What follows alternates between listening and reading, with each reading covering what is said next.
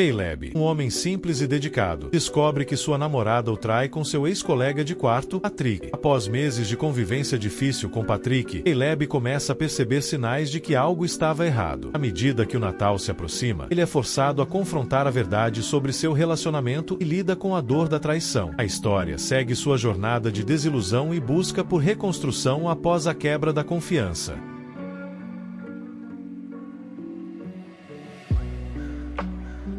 Levei o pai da minha esposa para flagrá-la traindo-a com o amante e depois desapareci completamente. Eu trouxe o pai da minha esposa para flagrá-la traindo com o amante dela e, em seguida, desapareci completamente enquanto o Natal se aproximava. Essa época, que normalmente me enche de alegria, me encontrou em uma situação complicada. A vida não tem sido gentil comigo, apesar dos meus esforços para ser gentil com os outros. Alguns poderiam dizer, bem-vindo ao clube, meu amigo, mas a situação se tornou realmente deprimente. Eu costumava pensar que a infidelidade era algo que acontecia mais com homens, mas agora vejo que as mulheres também são capazes disso. Não quero fazer generalizações amplas, mas falo pela minha experiência. A situação foi colocada de uma forma que parecia que minha namorada não gostava dele de jeito nenhum, mas depois de instalar uma câmera escondida, a verdade ficou clara. Ficou óbvio que, quando eu ia trabalhar, ele entrava secretamente no meu apartamento e se envolvia com minha namorada. Esse cara costumava morar ao lado, mas foi preso e precisava de um lugar para ficar por algumas semanas. Eu sempre me perguntei por que ele estava sempre por perto. Depois que o expulsei, ele começou a aparecer em lugares onde estávamos, e eu me perguntava quem estava informando a ele sobre nossos paradeiros. Parecia que ele tinha algum tipo de rastreador GPS e estava constantemente nos vigiando. No entanto, eventualmente, a verdade veio à tona. Isso aconteceu certa manhã, quando terminei meu banho e estava me arrumando para o trabalho. Minha namorada também estava no banho. De repente, o celular dela recebeu uma notificação de mensagem de texto. Em uma situação normal, eu não teria dado muita atenção, mas minha namorada tinha um celular novo, e o som da notificação era desconhecido. Eu verifiquei o remetente, e era Patrick, meu ex-colega de quarto, que tinha acabado de sair da prisão. Nos conhecemos no ensino médio, quando ambos morávamos no Queens. Compartilhamos muitas memórias e experiências. Patrick morou comigo por alguns meses antes de ir para a prisão, mas as coisas mudaram quando minha namorada se mudou para o apartamento. Depois que ele saiu da prisão, voltou e ficou conosco por mais 2 meses. Infelizmente, tivemos uma briga, e eu pedi para ele sair. Inicialmente, ele deveria ficar apenas por 2 semanas, mas isso acabou se estendendo por 2 meses. Pagar quase $2.000 por um pequeno apartamento de 2 quartos em Nova York já era difícil. A falta de espaço pessoal tornou difícil a comunicação com minha namorada, já que ele estava no sofá da sala de estar. Em janeiro, planejávamos assinar um novo contrato de aluguel e nos mudar para um apartamento melhor e mais caro no mês seguinte. Assim, minha namorada poderia receber sua família e amigos sem constrangimentos. É importante mencionar que Patrick e minha namorada não tinham uma relação próxima. Ela me apoiou quando pedi para ele sair. Eles se conheceram recentemente, quando deixei Patrick ficar conosco temporariamente. Por isso, fiquei surpreso ao ver que ele estava mandando mensagens para ela naquela manhã. Eu nem sabia que eles estavam trocando mensagens. Uma notificação apareceu na tela do meu celular mostrando a conversa deles. Meu nome é Caleb, e minha namorada e eu conhecíamos um Patrick. Ela não conhecia outro Patrick além daquele, então era improvável que estivesse falando de outra pessoa. Além disso, o Patrick com quem ela conversava mencionou o nome Caleb, e parecia uma grande coincidência ser outro. Percebi que ela estava realmente falando com meu ex-vizinho, aquele que expulsei 2 semanas antes por ter prolongado demais sua estadia. Eu não conseguia imaginar uma conexão entre minha namorada e Patrick, especialmente porque ela me apoiou na decisão de cortá-lo de nossas vidas. No entanto, a sensação de desconforto permaneceu, sugerindo que algo estava errado. Nunca imaginei que pudesse haver algo romântico entre eles. Talvez eles saíssem para fumar ou fazer outra atividade juntos, mas ainda assim, era estranho. Patrick tinha potencial para outras coisas, mas era obcecado pela ideia de se tornar um rapper, gastando dinheiro em estúdios de gravação. Quando perdia o emprego, voltava a vender substâncias ilegais nas ruas. Ele não tinha sucesso nem mesmo nesse caminho, já que frequentemente era preso, entrando e saindo da cadeia de forma constante. Deixe-me pintar um cenário para você. Cresci em uma parte desfavorecida do Queens, onde meus pais ainda estão felizes juntos. Enfrentei dificuldades financeiras na infância, mas nunca passei fome. Sou grato por ter crescido em uma comunidade diversificada, que me expôs a várias culturas. A maioria dos meus amigos, durante os anos de formação, era de ascendência africana. Eu nunca pensei que teria um relacionamento com alguém de outra etnia, já que todas as minhas namoradas anteriores eram afro-americanas, mas o destino tinha outros planos. Tudo começou há cerca de 1 ano e meio, quando conheci minha atual namorada enquanto trabalhava como entregador. Troquei algumas piadas com ela e, brincando, a convidei para sair ir, sem esperar que ela aceitasse. Trabalhar como motorista de entrega acabou levando ao nosso relacionamento. Ela é uma jovem profissional fantástica, com 22 anos, e um físico que realça sua beleza. Quando nos conhecemos, ela morava em um bairro sofisticado. Sou uma pessoa simples, e não precisa de muito na vida, e apenas dinheiro suficiente para pagar o aluguel e uma namorada leal que não me trai enquanto trabalho duro. No início, pensei que tinha encontrado tudo isso na minha atual namorada, e valorizei muito o tempo que passamos juntos. Depois de 7 meses de namoro, confiei totalmente nela e senti que poderíamos construir um futuro estável juntos. Isso significava não gastar mais com encontros caros, bares e baladas. Na época, eu tinha um colega de quarto chamado Patrick, mas o contrato do aluguel estava apenas no meu nome. Ele tinha um histórico de crédito ruim e sem referência de aluguel, então não poderia estar no contrato. Meu contrato terminou depois de 8 meses, e o da minha namorada estava vinculado ao da vizinha dela. Concordamos em encontrar uma moradia melhor em cerca de 4 meses. Quando o contrato dela acabasse, seria o próximo passo nos nossos planos como casal. Ela queria morar no East Village ou no Lower East Side, parecidos com a área onde ela morava. Eu morava em Washington Heights, e ela não gostava muito. Felizmente, o trabalho dela ficava no East Village, então isso combinava com o desejo dela de estar perto do emprego. Meu trabalho de entrega não me amarrava a nenhum local específico, mas eu precisava considerar o apartamento que minha parceira queria, mesmo que fosse $1.500 mais caro do que o meu atual. Um apartamento de um quarto custava cerca de $3.500. O plano era ela se mudar temporariamente para o meu apartamento quando o contrato dela acabasse. Depois, quando meu contrato terminasse, nos mudaríamos para o lugar que ela gostava. Patrick sonhava com fama na música desde os 16 anos, mas isso nunca aconteceu, apesar de gastar dinheiro em gravações de estúdio. Sua música continuava desconhecida, e ele ficava preso em um ciclo frustrante. Ele evitava empregos fixos, optando por comprar e vender coisas, muitas vezes se envolvendo em atividades ilegais. Depois que ele perdeu mais um emprego, voltou a vender nas ruas, foi preso e acabou passando curtos períodos na cadeia. Esse padrão começou quando ele tinha 16 anos. Cometi o erro de deixá-lo se aproximar demais. Quando o contrato da minha namorada terminou, ela se mudou para o meu apartamento e começamos um novo capítulo como casal. Nossa vida pacífica foi interrompida quando, um mês depois, Patrick foi liberado da prisão mais cedo. Surpreendentemente, quando Patrick voltou, suas coisas não estavam mais no apartamento. Sem ter para onde ir, ele pediu para ficar comigo por 2 semanas até encontrar um lugar com parentes. Dada a limitação de espaço, hesitei. Expliquei que nosso apartamento de 2 quartos já era pequeno para mim e minha namorada, e adicionar mais uma pessoa só pioraria a situação. Após conversar com minha namorada, concordamos em deixá-lo ficar. Ela ainda não o conhecia pessoalmente e só sabia o que eu tinha contado. Patrick se mudou no mesmo dia, prometendo que ficaria apenas 2 semanas e seria discreto. Nos primeiros dias, ele foi educado e quase invisível, o que tornou sua estadia suportável. No entanto, à medida que as semanas passavam, ele começou a ultrapassar os limites. Percebi que algo estava errado quando ele e minha namorada passaram a se encontrar em momentos em que eu estava ausente. Minha desconfiança cresceu, e a verdade sobre eles veio à tona, mudando completamente a forma como eu via o relacionamento e minha vida. Embora ela soubesse que Patrick estava na sala de estar, fiquei surpreso com o fato de que, nos primeiros 3 dias após sua chegada, nossa vida íntima foi incomumente ativa, quase como se ela estivesse fazendo de propósito. Curiosamente, a partir do 4º dia, isso mudou drasticamente. Minha autoestima até aumentou no início, mas minha namorada começou a recusar intimidade com frequência, usando a presença de Patrick como desculpa. Era estranho, já que ela não parecia se importar tanto nos primeiros dias, mesmo com ele no apartamento. Depois de 6 semanas, expressei minha insatisfação para Patrick, dizendo que sua estadia havia terminado. Me incomodava que minha namorada continuasse usando sua presença como desculpa para negar intimidade. Ele prometera ficar apenas 2 semanas, mas já estava ali há quase 2 meses, e parecia que sua presença estava se tornando uma forma de retaliação. Além disso, comecei a perceber que Patrick e minha namorada frequentemente estavam ausentes ao mesmo tempo, o que levantava suspeitas. Uma vez, voltei para casa mais cedo do trabalho porque não estava me sentindo bem. Normalmente, minha namorada chegava às 17h30, então achei estranho ouvir barulhos no apartamento. Fiquei preocupado, achando que poderia ser um assalto. Quando entrei, vi Patrick assistindo TV, mas seu comportamento parecia desconfortável e suspeito. Ao mesmo tempo, ouvi o som da água do chuveiro, indicando que minha namorada estava no banheiro. Aquela situação me deixou desconfiado. Confrontei minha namorada sobre ter voltado mais cedo para casa. Ela alegou ter tirado meio expediente no trabalho, mas sua explicação não me convenceu. Ainda me sentindo mal naquele dia, não insisti no assunto, mas não consegui afastar a sensação de que algo estava acontecendo entre eles. No dia seguinte, para minha surpresa, minha namorada mencionou minha conversa com Patrick sobre ele se mudar. Ela sugeriu, como intermediária, que dessemos mais uma semana para para ele, argumentando que não deveríamos pressioná-lo, já que em breve mudaríamos para outro apartamento. Isso me deixou desconfortável. Ele prometera ficar apenas 2 semanas, e agora ela estava defendendo sua permanência. Já estava difícil lidar com a falta de espaço e privacidade, além da ausência de intimidade. Senti que estava sozinho nessa situação. Decidi dar um ultimato a Patrick. Ele tinha um dia para encontrar outro lugar ou eu mesmo retiraria suas coisas. Expliquei a Patrick que ele precisava sair, mas ele alegou não ter para onde ir. Isso me irritou profundamente. Deixei claro que esse não era o meu problema e que ele deveria buscar apoio em sua família ou amigos. Minha namorada apareceu no meio da discussão e nossos ânimos se exaltaram. No entanto, deixei claro que minha paciência havia acabado. Disse a Patrick que, se ele não saísse naquela noite, eu tomaria medidas drásticas, como chamar as autoridades para resolver a situação. Ele saiu naquela noite, mas voltou na manhã seguinte para buscar suas coisas. No final de novembro, finalmente, parecia que ele estava fora de nossas vidas para sempre. Ouvi rumores de que ele estava morando em uma casa em condições precárias a alguns quilômetros de distância. Não me surpreendeu que ele não buscasse ajuda da família, mas me questionava sobre sua insistência em permanecer por perto, mesmo sem emprego ou perspectivas. Na primeira semana de dezembro, entendi o motivo de sua persistência. Estava em um bar com minha namorada quando vi Patrick saindo discretamente do local. Achei estranho ele estar lá. Isso aconteceu várias vezes, em diferentes lugares, e comecei a suspeitar que ele estava nos seguindo. Descobri mais tarde que ele e minha namorada estavam trocando mensagens de texto. Isso me fez pensar se ele estava rastreando nossa localização de alguma forma. Quando comentei o assunto com minha namorada, meio que brincando, fiquei chocado com sua resposta. Ela admitiu que achava o comportamento de Patrick estranho e inquietante, mas, no fundo, havia mais. Descobri que ela estava passando informações sobre nossos locais de encontro para ele. Em um caso particularmente doloroso, eles se encontraram secretamente e tiveram relações íntimas no meu carro, enquanto eu esperava dentro de um estabelecimento, completamente alheio ao que estava acontecendo. Essa traição ocorreu durante nossa segunda visita aos pais dela no interior de Nova York. A primeira visita já tinha sido desconfortável, pois o pai dela não aprovava nosso relacionamento. Ele acreditava que sua filha deveria se casar com alguém com mais educação formal e sucesso profissional, e não comigo. Suas palavras eram diferentes, mas a mensagem era clara. Ele se via como superior a mim, um intelectual arrogante, e não escondia seu desdém. Apesar dos esforços da minha namorada para que seu pai me aceitasse, ficou evidente que nunca nos daríamos bem. Mesmo assim, ela insistiu para que visitássemos a casa deles antes do Natal, na esperança de melhorar as coisas antes de celebrarmos as festas juntos. Embora eu tentasse ser educado, os pais dela eram difíceis de lidar, e parecia que eles estavam sempre esperando por um motivo para criticar. Apesar de todos os meus esforços, a convivência com os pais dela antes do Natal só reforçou minha sensação de desconforto. Eles deixaram claro que eu não era bom o suficiente para a filha deles, independentemente do quanto eu tentasse me provar. A tensão entre nós foi crescendo, especialmente porque minha namorada parecia cada vez mais distante e evasiva. Quando voltamos para casa após a visita aos pais dela, comecei a sentir que algo estava profundamente errado em nosso relacionamento. Decidi instalar uma câmera escondida em nosso apartamento para esclarecer minhas dúvidas. Eu me odiava por recorrer a isso, mas sentia que era a única forma de descobrir a verdade. Foi então que tudo veio à tona. As imagens mostraram Patrick entrando em nosso apartamento quando eu estava no trabalho e, para minha surpresa, minha namorada o recebia com uma intimidade que era impossível de ignorar. Ver isso com meus próprios olhos foi devastador. Era confirmação de todas as suspeitas que eu havia reprimido durante semanas. Naquele momento, percebi que não havia mais futuro para nós dois. Confrontar minha namorada sobre a traição foi uma das experiências mais dolorosas da minha vida. Ela inicialmente tentou negar, mas, diante das evidências, acabou admitindo. Disse que não sabia como aquilo havia acontecido e que sentia muito, mas suas palavras soaram vazias. O Patrick, por sua vez, desapareceu completamente após o confronto, sem nem sequer tentar se justificar. Com o coração partido e sem saber como seguir em frente, decidi que precisava de distância de tudo. No final de dezembro, enquanto todos se preparavam para o Natal, decidi sair de Nova York. Fui para um lugar onde pudesse refletir e tentar encontrar algum tipo de paz. Deixei tudo para trás, o apartamento, o anel de noivado que havia comprado, e até mesmo as lembranças de um relacionamento que, um dia, pensei que fosse para sempre. Agora, enquanto o ano novo se aproxima, estou começando a reconstruir minha vida, um dia de cada vez. O futuro ainda parece incerto, mas aprendi uma lição importante, e nunca mais ignorarei os sinais de alerta ou colocarei de lado meu próprio valor por causa de outra pessoa. Mereço mais do que traições e mentiras, e estou determinado a construir um futuro melhor para mim. Os pais dela queriam ver onde ela estava morando agora, mas ela insistiu que esperassem até nos mudarmos para um apartamento melhor no East Village ou no Lower East Side. Ela tinha medo de que, ao verem o estado do nosso bairro e apartamento atual, ficassem desapontados